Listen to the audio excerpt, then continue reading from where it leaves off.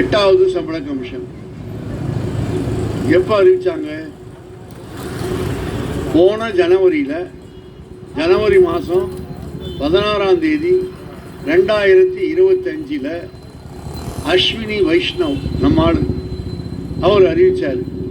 என்ன அறிவிச்சார்? கேபினட் முடிவெடுத்திருக்கு, 8வது சம்பள கமிஷன் அமைக்க போறோம். நல்லது. அதோட என்ன சொன்னாரு? இந்த 8வது சம்பள கமிஷனோட சேர்மனையும் 2 மெம்பரையும் உடனே அமைக்க போறோம். அதோடு இல்லாமல் அது பரிந்துரைக்கிற மாற்றங்கள் 7வது சம்பள கமிஷனுடைய காலம் முடியறதுக்குள்ள அமல்படுத்திடுவோம். 7வது சம்பள கமிஷனுடைய காலம் எப்போ முடியுது? 31/12/25 முடியுது. அதோட அந்த தேதியோட அது முடியறதுக்குள்ள அமல்படுத்திடுவோம். அப்படின்னா 1/1/26 8வது சம்பள கமிஷனுடைய முடிவுகள் அமல்படுத்தப்படும் அப்படின்னு எல்லாரும் எதிர்பார்த்தோம். அதுல அவர் என்ன சொன்னாரு?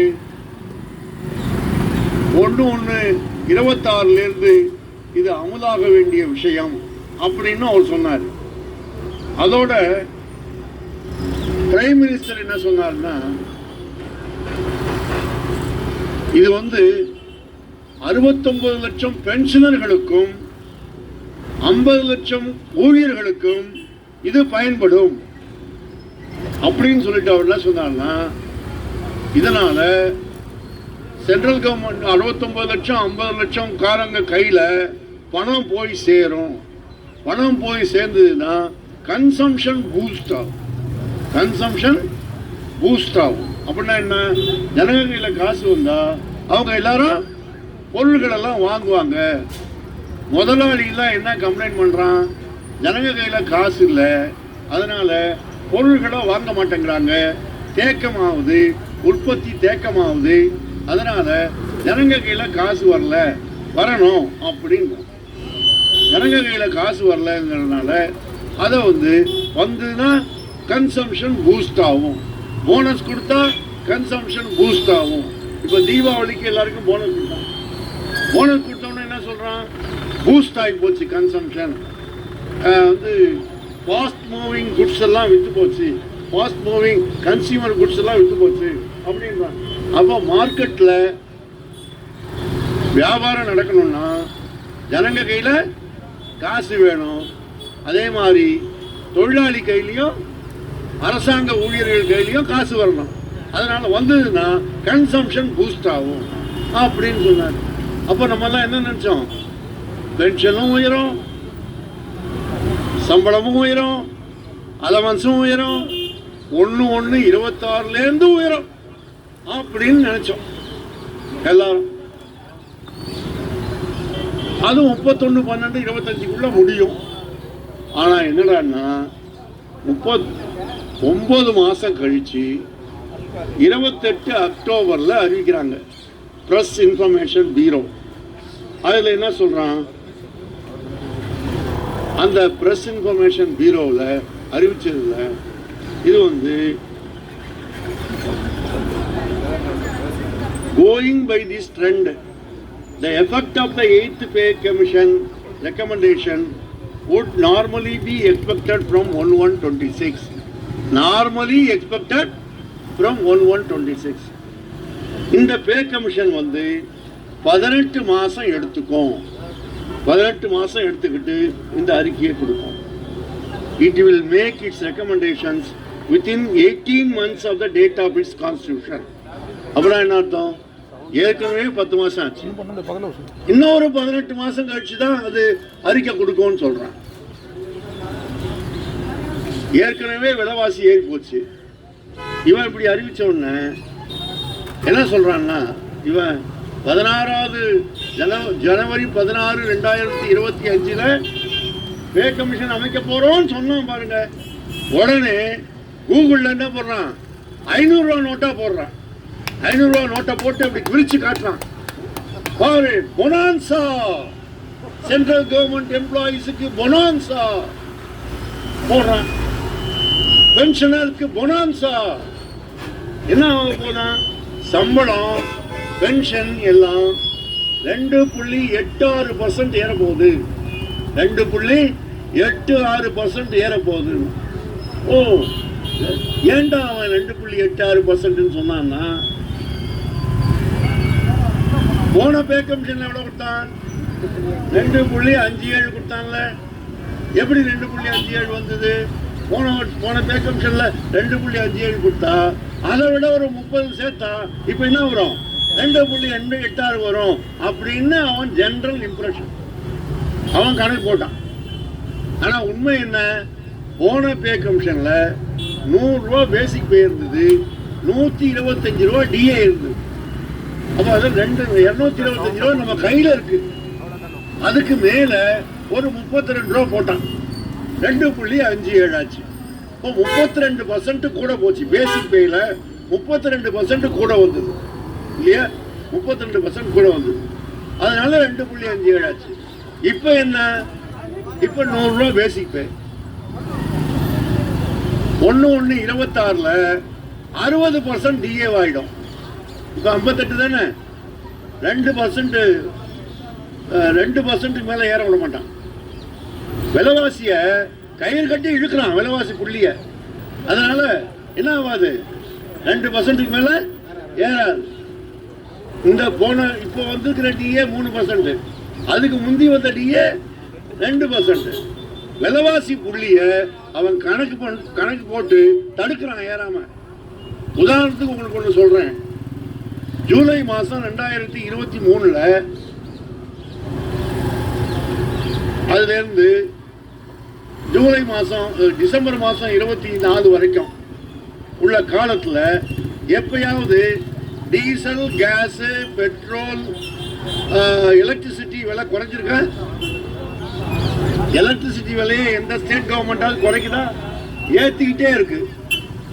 அதே மாதிரி டீசல், கேஸ், பெட்ரோல் ஏறிக்கிட்டே இருக்கு. இத பத்தி விலைவாசி புள்ளி என்ன சொல்லுது பாருங்க. விலைவாசி புள்ளி பாருங்க, ஜூலை 2023ல இருந்து அது ஒண்ணு அப்படியே இருக்கு, இல்லைன்னா ஏறிக்கிட்டே இருக்கு. ஆனா விலைவாசி புள்ளிய பாத்தீங்கன்னா 181 இருந்தது. ஜூலை 2023ல 181 இருந்தது. அப்படியே 160, 140 குறைஞ்சி இப்ப 148 தான். விலைவாசி ஏறுது, விலைவாசி புள்ளி ஏறுது.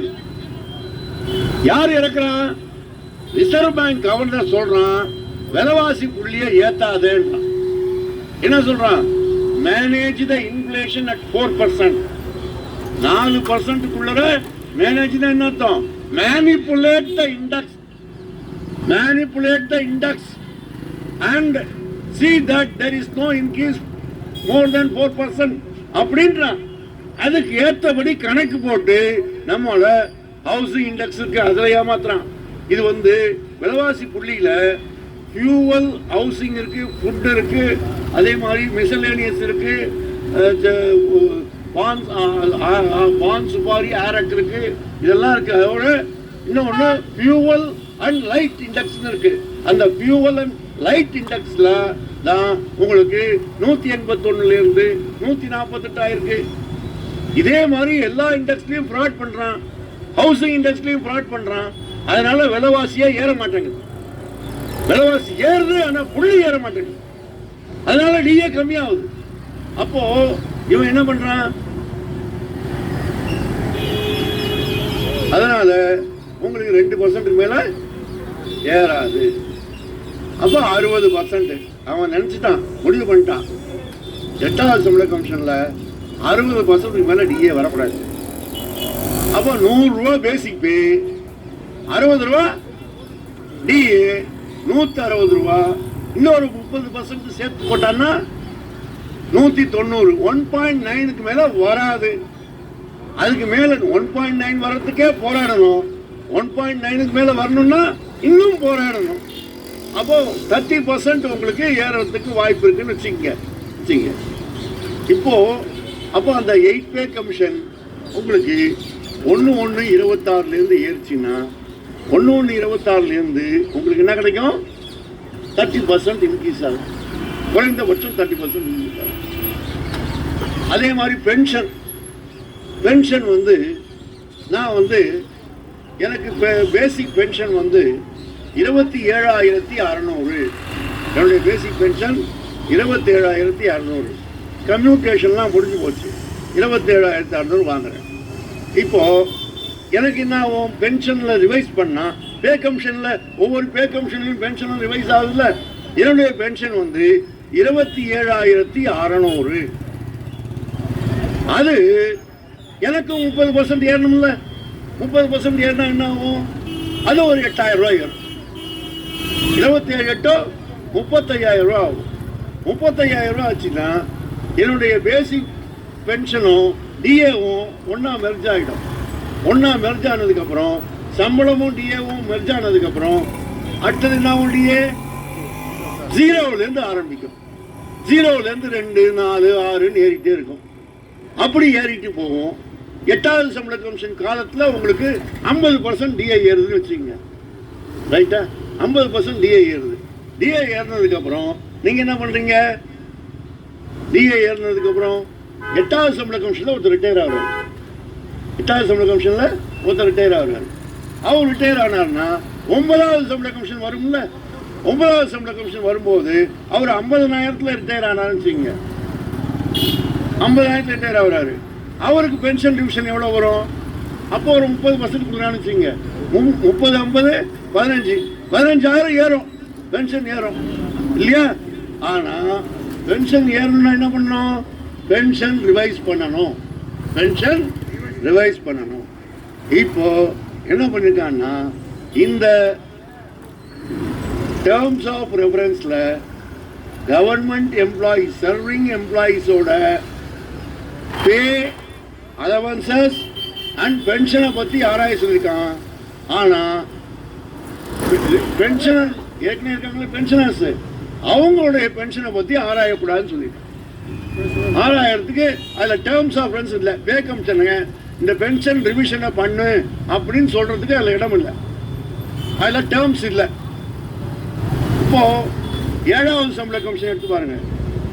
7வது சம்பள கமிஷனுடைய டேர்ம்ஸ் ஆஃப் ரெஃபரன்ஸில் என்ன இருக்குன்னா, to examine the principle which should govern the structure of pension and other retirement benefits including revision of pension. 1/1/2016 முன்னாடி ரிட்டையர் ஆனவங்களுடைய பென்ஷன் ரிவைஸ் பண்றத பத்தியும் அந்த 7வது சம்பள கமிஷன் ஆராயும்னு போட்டிருக்கான். ஆனா இந்த பே கமிஷன்ல என்ன பண்ணாங்கன்னா, to review the death cum retirement gratuity and pensions of employees not born on the national pension system or unified pension system and make recommendations thereon keeping in view para 3 below. அப்போ என்ன அர்த்தம் உங்களுக்கு? Pension of the serving employees தான் பரிசீலிக்கிறது. Revision of pension கிடையாது. அப்படின்னா என்ன அர்த்தம்? இந்த டேர்ம்ஸ் ஆஃப் ரெஃபரன்ஸ்ல இல்லை. பென்ஷன் ரிவிஷன்னா என்ன? பென்ஷன் ரிவிஷன் வந்து இப்போ இந்த டேர்ம்ஸ் ஆஃப் ரெஃபரன்ஸ்ல இல்லைன்னா நாளைக்கு என்ன ஆகும்? இந்த 8வது சம்பள கமிஷன்ல பென்ஷன் ரிவிஷன் இல்லைன்னா 8வது சம்பள கமிஷன் காலத்தில் ரிட்டையர் ஆகிறாங்கன்னு வச்சுங்க, அவங்களுக்கு 9வது சம்பள கமிஷன்ல பென்ஷன் ரிவிஷன் இருக்காது. இப்போ யாராவது 8வது சம்பள கமிஷன்ல ரிட்டையர் ஆகிறவங்க கை தூக்குங்க. 2024 36 ரிட்டையர் ஆகுறவங்க, 2024 36 ரிட்டையர் ஆகுறவங்களுக்கு 9வது சம்பள கமிஷன்ல அந்த 30% யாராவது. அப்ப இது யாருக்கு? பென்ஷனருக்கு மட்டுமா பாதிப்பு? சர்விங் எம்ப்ளாய்க்கும் பாதிப்பு. இப்ப இருக்கிற சில பேர் 2036 அப்புறம் ரிட்டையர் ஆகுறாங்கன்னு வச்சுக்கோங்க. 2036 அப்புறம் ரிட்டையர் ஆச்சுங்க, அவங்களுக்கு 10வது சம்பள கமிஷன் அமலாவாது. என்ன காரணம்? என்ன காரணம்னா இந்த அரசாங்கம் என்பிஎஸ்ல ரிவிஷன் இருக்கா? பென்ஷன் ரிவிஷன் இருக்கா? என்பிஎஸ்ல பென்ஷன் உயராது பே கமிஷன் வரும்போது, யூபிஎஸ்ல பென்ஷன் உயராது பே கமிஷன் வரும்போது, இந்த ஓபிஎஸ் காரனுக்கு மட்டும் கொடுக்கலாமா? அதிகம் வெட்டு இதுதான். ஏன் வெட்டிட்டான்? ஓபிஎஸ் காரனுக்கு வெட்டிட்டான். இது எங்கேருந்து வருது தெரியுமா உங்களுக்கு? பென்ஷன் ரிவிஷன் பண்ணதுக்கு அரசாங்கத்துக்கு செலவாகுதான், அரசாங்கத்துக்கு செலவாகுதான். அதனால பென்ஷன் ரிவிஷனை தடுக்கிறதுக்கான ஒரு சட்டம் போட்டிருக்காங்க. எல்ஐசியில் 7 வேஜ் அக்ரிமெண்ட் இருக்கு தோழர்களே, 7 வேஜ் அக்ரிமெண்ட். இது வரைக்கும் 96லேருந்து பார்த்தீங்கன்னா 7 சம்பள ஒப்பந்தம் நடந்திருக்கு. முதல் சம்பள ஒப்பந்தத்தில் ஒருத்தர் ரிட்டையர் ஆகிற வச்சுங்க, அவருக்கு 2000 ரூபா பென்ஷன் வச்சுங்க. அவருக்கு டிஏ 10%, ரிட்டையர் ஆகும்போது 10% இருந்தது. அப்புறம் 2வது வேஜ் அக்ரிமெண்ட் வரும்போது 30% சம்பளம் ஏற்றான்னு வச்சுங்க. ஆனால் பென்ஷன் ஏறாது, அவர் பென்ஷன் 2000ஆகவே இருக்கும்.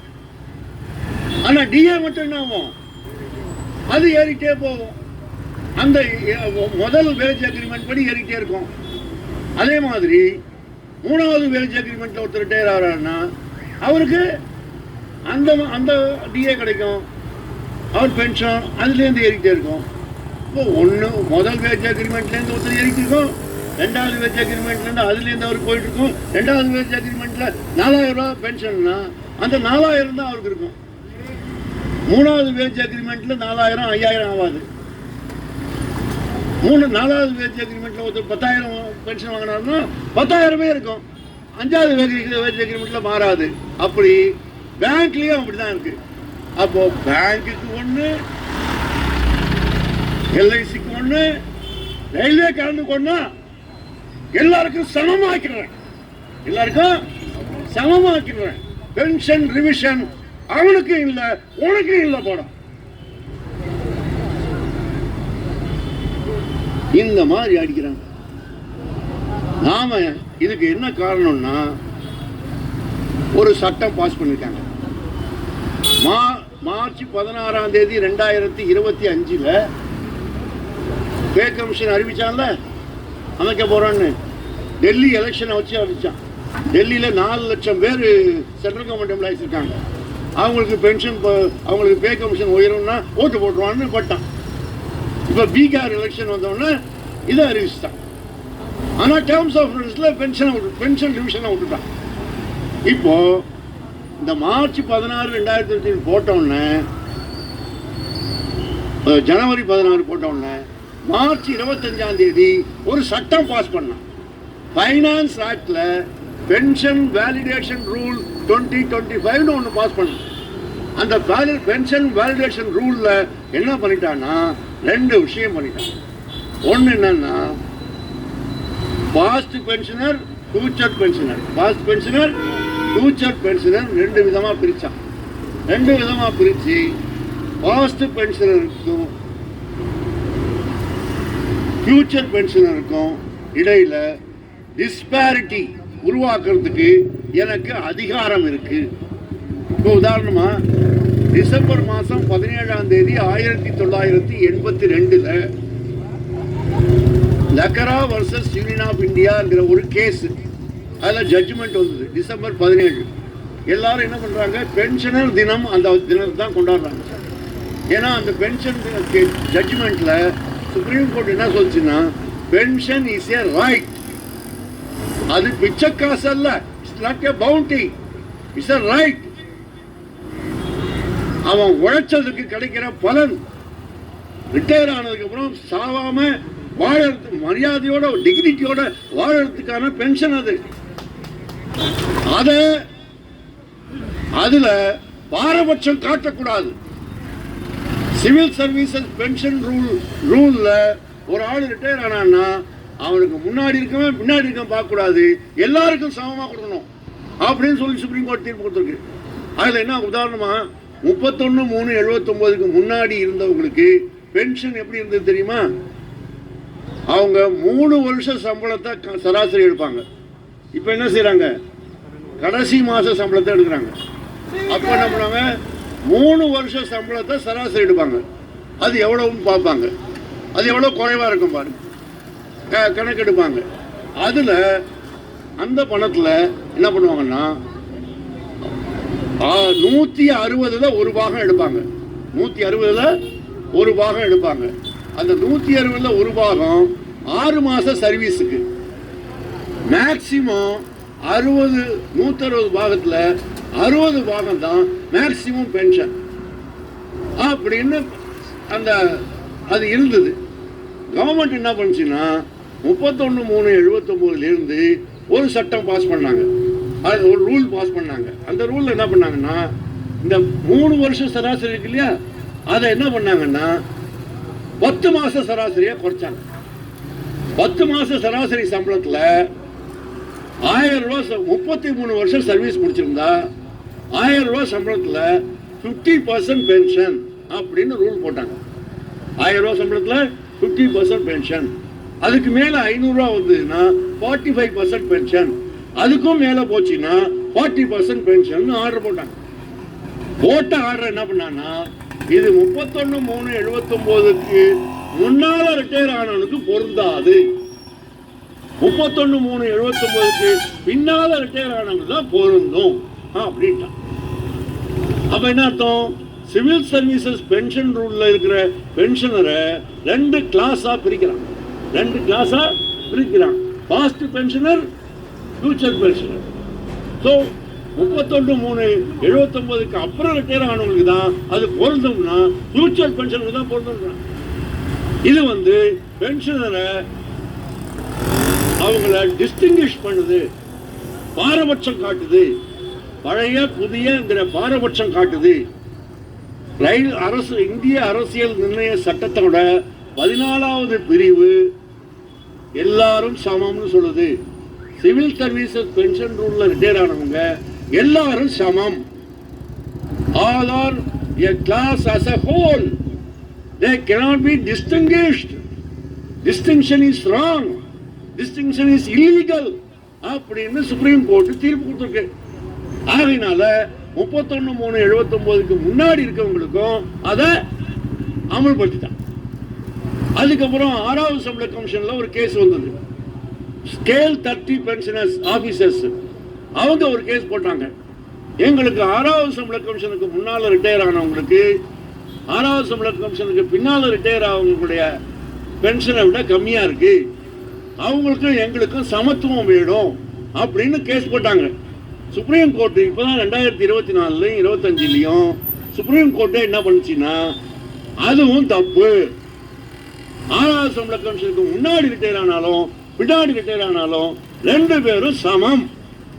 இந்த பாரபட்சம் பார்க்க கூடாது, டிஸ்டிங்ஷன் கிரியேட் பண்ணக்கூடாது, மெயின்டைன் பண்ணக்கூடாது அப்படின்னு அழிச்சிட்டாங்க கொடுத்து. அதோட இல்ல, 2வது விஷயம் சொன்னா இந்த எப்ப கேஸ் போட்டானோ அன்னையிலேருந்து தான் கொடுப்பேன். சுப்ரீம் கோர்ட் என்ன சொல்லிச்சு? ஹைகோர்ட்டும் டெல்லி ஹைகோர்ட்டும் சுப்ரீம் கோர்ட்டும் தேவாரியா 6வது சம்பள கமிஷன் எப்போ அமல்படுத்தினேன்? 1/1/2006 தானே கேஸ் போடுறது இல்லை. 1/1/6 அமல்படுத்துறாங்க. 1/1/6 அமல்படுத்த. இது பைனான்ஸ் மினிஸ்டருக்கும் மோடிக்கும் பொத்துக்குச்சு, 2 பேருக்கும் பொத்துக்குச்சு, கோபம் வந்துச்சு. அவங்க ஒரு சட்டம் பாஸ் பண்ண மார்ச் 25 அவங்க ஒரு சட்டம் பாஸ் பண்ணாங்க. அந்த சட்டத்தில் என்ன சொன்னாங்கன்னா இப்போ பே கமிஷன் பெனிஃபிட்லாம் எஃபெக்ட் கொடுக்குறாங்கல்ல, எஃபெக்ட் எப்போ கொடுக்குறாங்க? 1/1/26 சொல்லியிருக்காங்கல்ல, அதை என்ன சொல்றாங்கன்னா the norms, principles and method of pension revision as per accepted recommendation of a particular central pay commission shall be effective from such date as may be determined by the central government. Central government எந்த தேதியிலேருந்து சொல்லுதோ அந்த தேதியிலேருந்து தான் அமல்படுத்தணும். அது மட்டும் இல்ல, the benefit of such accepted recommendation shall not be given effect to from an earlier date. முன்னாள் தேதிட்டு கொடுக்க கூடாது. அப்பனா இப்போ 18 மாசம் கழிச்சு கொடுக்குறான்னு வச்சுக்கோங்க, மே மாசம் 2027 ரெக்கமெண்டேஷன் கொடுக்குறான். அப்புறம் கவர்மெண்ட் என்னைக்கு அதை ஒத்துக்கிறான்னு தெரியாது. ஒத்துக்கிட்டதுக்கு அப்புறம் அவன் எந்த தேதியிலேருந்து எஃபெக்ட் கொடுப்பான் அப்படின்னா அவன் எந்த தேதி தீர்மானிக்கிறானோ அந்த தேதியிலேருந்து தான் கொடுப்பான். will not be given effective from an earlier date. என்ன போட்டிருக்கான்? 1/1/26 கொடுக்க வேண்டி இருக்கலாம். டேர்ம்ஸ் ஆஃப் ரெஃபரன்ஸ்ல சேர்த்திருக்கியா? டேர்ம்ஸ் ஆஃப் ரெஃபரன்ஸ்ல அந்த recommendations will be effective from 1/1/26 சேர்த்திருக்கியா? கிடையாது.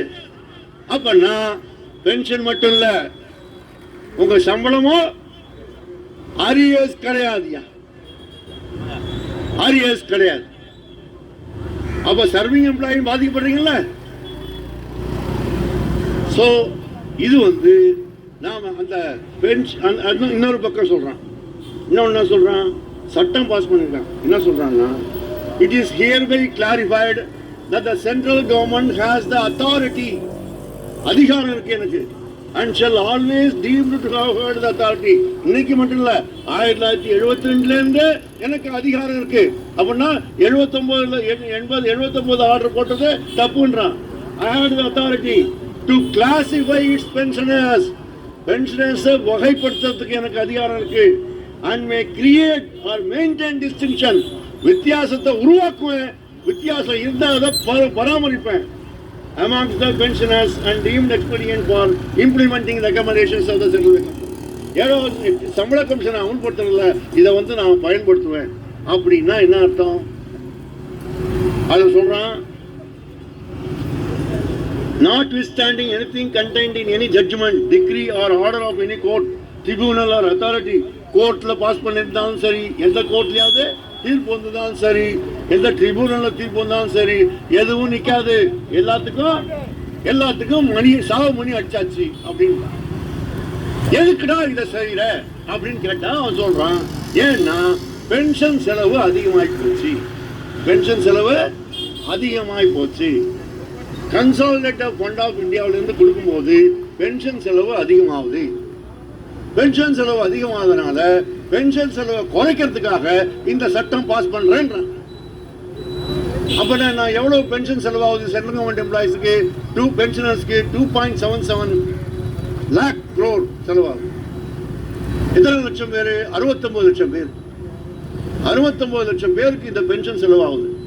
ஆகையினால அவன் என்ன சொல்றான், இந்த பென்ஷன் செலவு அதிகமாயிட்டே இருக்கு, ஆகவே அதை குறைக்கிறதுக்காக தான் நான் இந்த சட்டத்தை கொண்டாந்தேன். அப்படின்னா என்ன அர்த்தம்? நான் சொன்ன மாதிரி இப்போ ஏற்கனவே 1/1/26 முன்னாடி ரிட்டையர் ஆன பென்ஷன் இருக்கும், பென்ஷன் உயராது. 1/1/26 அப்புறம் ரிட்டையர் ஆனவங்களுக்கும் பென்ஷன் உயராது. 1/1/36 அப்புறம் ரிட்டையர் ஆனவங்களுக்கும் பென்ஷன் உயராது. அப்போ இதை எதிர்க்கணுமா வேணாமா? நாம என்ன கேட்கிறோம்னா, ஆகவே உனக்கு 18 மாசம் ஆகும்ல, 18 மாசம் ஆகும். அதனால நம்ம என்ன கேட்கிறோம்னா, இடைக்கால நிவாரணம் கொடு. 5வது சம்பள கமிஷன், 6வது சம்பள கமிஷன்லாம் இடைக்கால நிவாரணம் கொடுத்துருக்கு. நாம என்ன கேட்கிறோம், இடைக்கால நிவாரணம் 30% கொடுன்னு கேட்கிறோம். என்ன பையா 20% கேட்டிருக்காங்க, நாம 30% கேட்கிறோம். ஏன் கேட்கிறோம்? நான் ஏற்கனவே சொன்னேன்ல, 7வது சம்பள கமிஷன்ல 32% கூட கொடுத்தானா, 32% கூட கொடுத்தானா, ஆக 32% கூட கொடுத்தான்னா இப்போ ஒரு 30% வரும்னு வச்சுக்கோங்க. அதனால நம்ம என்ன கேட்குறோம், 30% இடைக்கால நிவாரணமாக கேட்டா நாளைக்கு சம்பளமும் பென்ஷனும் உயரும் போது அது வந்து 30% உயர்றதுக்கான வாய்ப்பு இருக்கு இல்லையா? அதனால 30% டிஏவிலையும் பென்ஷன்லையும் 30% கூட, இது பென்ஷன்லையும் 30% கூட கொடு. அடிப்படை பென்ஷன்ல 30%, அது 1/1/26 கொடு. ஏன்னா 1/1/26 18 மாசம் ஆகும்போது டிலே ஆகிறதுனால 1/1/26 30% இடைக்கால நிவாரணம் கொடுன்னு நம்ம கேட்கறோம். அதே மாதிரி 1/1/24 50% டி ஆகி போச்சு. நான் ஏற்கனவே சொன்ன விலைவாசி ஏறிக்கிட்டே இருக்கு, விலைவாசி புள்ளி ஏற மாட்டேங்குது, நம்முடைய சம்பளமும் பென்ஷனும் தேய்மானம் ஆகுது. அவன் என்ன சொல்றான், நான் பாருங்க நாங்க வந்து 7% வருஷம் ஜிடிபி growth ஆகுது, ஜிடிபி 7% growth ஆகுது.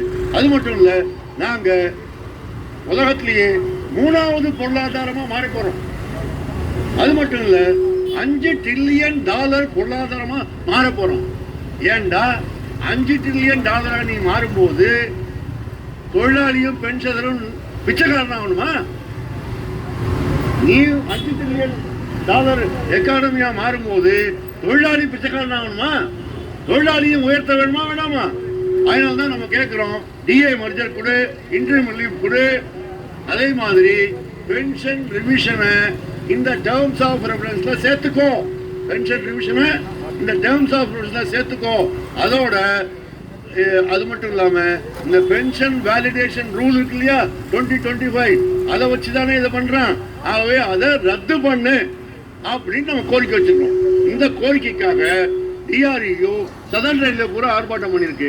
இப்போ என்ன விஷயம், நான் இப்போ இங்க வர்றதுக்கு முன்னாடி ஒரு ஆன்லைன் மீட்டிங் அட்டன் பண்ணேன். அந்த ஆன்லைன் மீட்டிங்ல 56 பென்ஷனர் அமைப்புகள் ஒன்னா சேர்ந்தது. அதுக்கு பேரு forum of civil pensioners associations. அதுல சிவகோபால் மிஸ்ரா பேசினார். அவர் தான் தலைவர். அவர் பேசும்போது என்ன சொன்னார்னா, வரப்போற 15ஆம் தேதி நாங்க ஜேசிஎம் ஸ்டாப் சைட் கூடுறோம். அன்னைக்கு நாங்க அடுத்த கட்ட போராட்டங்களை பத்தி முடிவு பண்றோம். ஊழியர்களும் பென்ஷனர்களும் சேர்ந்து போராட்டம் நடத்தலாம் அப்படின்னு அவர் ஒத்துக்கிட்டார்.